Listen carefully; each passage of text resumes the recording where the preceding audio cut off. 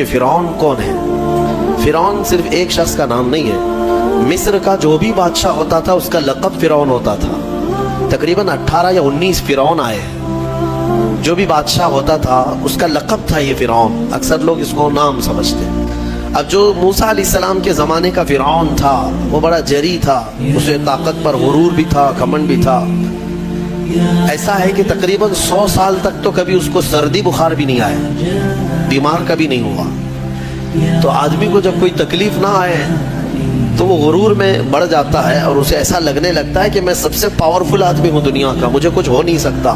تو یہی فرعون ہے جس نے اپنے زمانے میں یہ اعلان کیا تھا کہ لوگوں میں تمہارا رب ہوں، تمہارا بڑا رب میں ہوں، میری عبادت کرو۔ بات تو چل رہی تھی اور لوگوں کو اپنی خدمت پر معمور کرنے کی بجائے اپنی عبادت پر معمور کرتا تھا، ہزاروں لوگ اس کو سجدہ بھی کرتے۔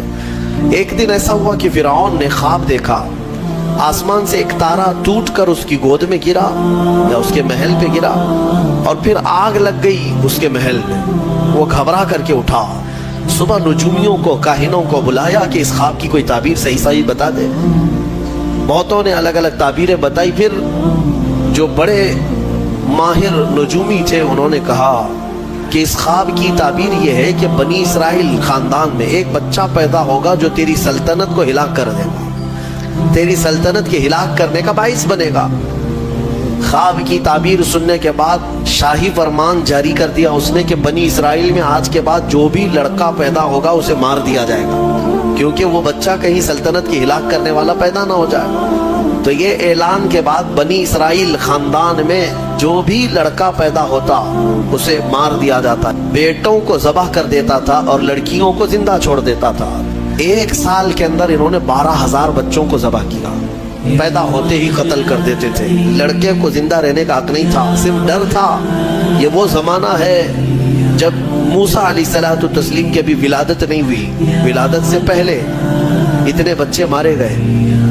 پھر اس کے درباریوں نے اس سے ریکویسٹ کیا کہ اگر ایسے سب مار دیے جائیں تو آپ کی خدمت کے لیے بچے کہاں سے ملیں گے، جوان کون ہوگا؟ تو 1 سال چھوڑا جاتا، 1 سال مارا جاتا۔ اتفاق ایسا کہ جس سال مارا جانے والا تھا اسی سال موسیٰ علیہ السلام کی پیدائش ہوئی۔ ان کی ماں حاملہ تھی اور پیدا ہونے کا وقت جب قریب آیا تو اللہ تبارک و تعالیٰ جسے جہاں چاہے بچائے، ہاں جس انداز میں چاہے وہ اللہ تعالیٰ حفاظت فرماتا ہے۔ تو موسیٰ علیہ السلام کی ماں کے دل میں اللہ نے بات القاء کی کہ تہ خانے میں چلی جائیں۔ وہ تہ خانے میں گئی، بچے کی ولادت ہوئی، لڑکا پیدا ہوا۔ اب وہ گھبرا گئی کہ یہ سال مارے جانے والا ہے، اور وہ بنی اسرائیل خاندان سے تھی کہ میرا بچہ مارا جائے گا، قتل کر دیا جائے گا۔ تو اللہ تبارک و تعالیٰ نے ان کے دل میں یہ بات القاء کی کہ ایک صندوق لے لو لکڑی کا اور اس میں اس بچے کو ڈال کر دریا میں بہا دو۔ بھلا کوئی ماں کیسے بہائے گی؟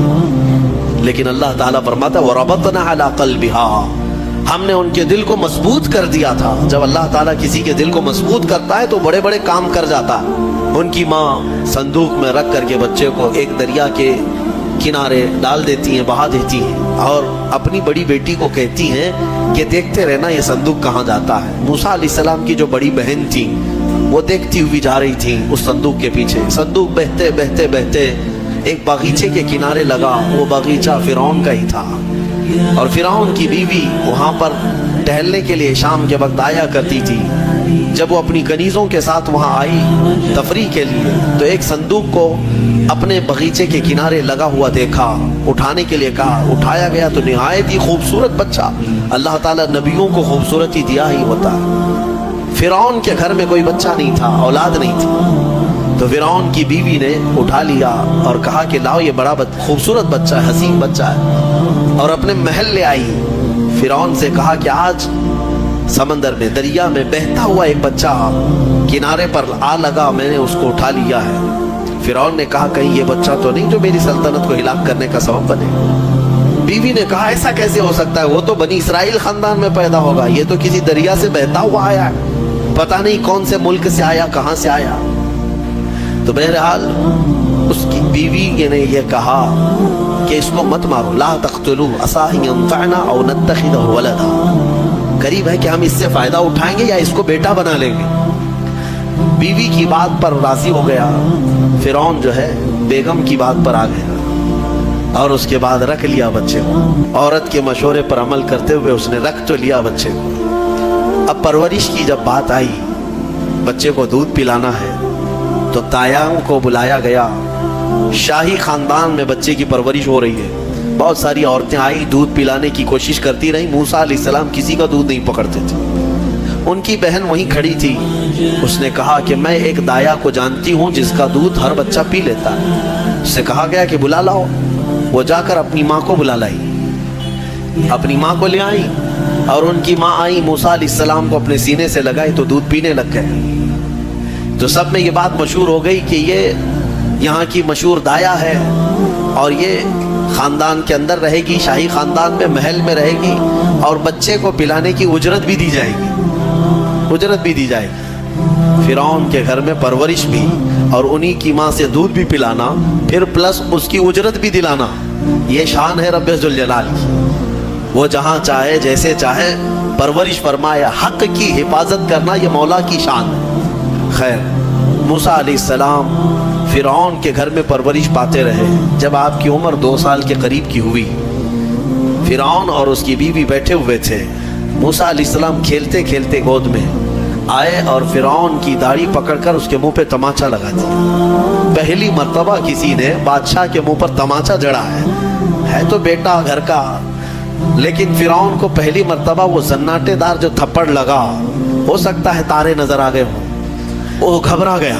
کہا کہ یہ بچہ ایسا کیسے مجھے مار سکتا ہے, ہاتھ کیسے اٹھا سکتا ہے. دسترخوان سے اٹھ گیا اور کہا اپنی بیوی سے, بیگم مجھے لگتا ہے یہی وہ بچہ ہوگا, یہی بچہ ہوگا جو سلطنت کے ہمارے خلاف جائے گا. پھر بیگم نے کہا ایسا کیسے ہو سکتا ہے, بچہ ہے, چھوٹا ہے, اور لاڑ پیار میں بچے ماں باپ کے ساتھ اس طرح کی حرکتیں کرتے ہیں. فرعون نے کہا نہیں, مجھے چیک کرنا ہے, یہ بچہ جاندار ہے, جانکار ہے, یہ جانتا ہے. تو پھر موسیٰ علیہ السلام کا وہاں پر امتحان لیا ہے. فرعون کی بیوی بچانے پر لگی ہوئی تھی. فرعون نے کہا کہ ٹھیک ہے, دیکھتے ہیں یہ کہ بچے کو سمجھ ہے یا نہیں ہے. امتحان کے لیے بیگم نے کہا ایک کام کرو, ایک برتن میں آگ کی انگارے دہکتے ہوئے کوئلے وہ بھی لائے جائیں, اور ایک برتن میں سفید پھول لائے جائیں. اگر بچہ عقل مند ہوگا تو پھولوں کو پکڑے گا, نہیں تو پھر یہ لال چیز کی طرف بچوں کا ہاتھ زیادہ جاتا ہے, آگ دیکھے گا. کہا ٹھیک ہے, یہ آزمائش کی جائے گی. ایک برتن میں آگ کے لال سرخ انگارے کوئلے لائے گئے, اور ایک برتن میں پھول لائے گئے, دونوں رکھے گئے. موسیٰ علیہ السلام کیا, ہر نبی ماں کے پیٹ سے ہی ہر چیز کو جانتے ہیں. اللہ تعالیٰ انہیں علم بھی نوازا ہے. موسیٰ علیہ السلام کو بلایا گیا, 2 سال کی عمر ہے, کہ بچے ان دونوں میں سے کوئی چیز اٹھا لو, اٹھا لو. تو موسیٰ علیہ السلام کا ہاتھ پھولوں کے برتن کی طرف ہی بڑھنے لگا. یہ تو امتحان تھا. جبرائیل علیہ السلام اسی وقت نازل ہوئے اور آپ کا ہاتھ پکڑ کر کے آگ میں ڈالا. آگ میں سے ایک کوئلہ موسیٰ علیہ السلام اٹھائے اور اپنے منہ میں رکھ لیے, جس کی وجہ سے آپ کی زبان جل گئی, ہاتھ میں بھی آگ لگی. پھر فوراً ہٹایا گیا. فرعون کو وہ سیٹسفائیڈ ہو گیا کہ نہیں, یہ جانتا نہیں ہے, جانتا ہوتا تو آگ نہیں اٹھاتا. بہرحال موسیٰ علیہ السلام کو اس آگ کے کوئلے کے زبان پہ رکھنے کی وجہ سے زندگی بھر اس کا اثر رہا, زبان نے زندگی بھر اثر رہا. پھر جوانی آئی موسیٰ علیہ السلام کی, اسی گھر میں پرورش پاتے ہوئے.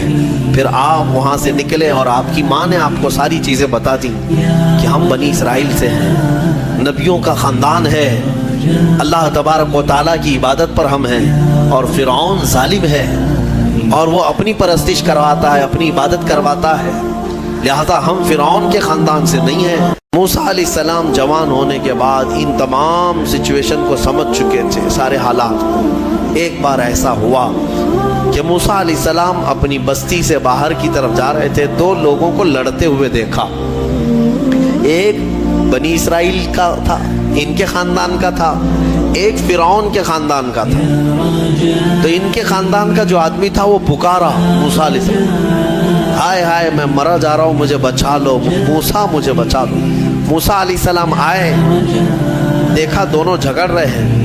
ایک تو اپنے خاندان کا تھا بنی اسرائیل, ویسے بھی بنی اسرائیل پر اس وقت بڑا ظلم کیا تھا فرعون نے. تو موسیٰ علیہ السلام نے موقع پاتے ہی, یعنی وہ فرعونی تھا, ایک گھونسا لگایا اس کو, ایک گھونسا اس کو لگایا, وہ زمین پہ گرا اور مر ہی گیا, ختم ہی ہو. نبی کا پنجہ لگایا, نبی کے ہاتھ سے ایک مار کھایا اور مر گیا.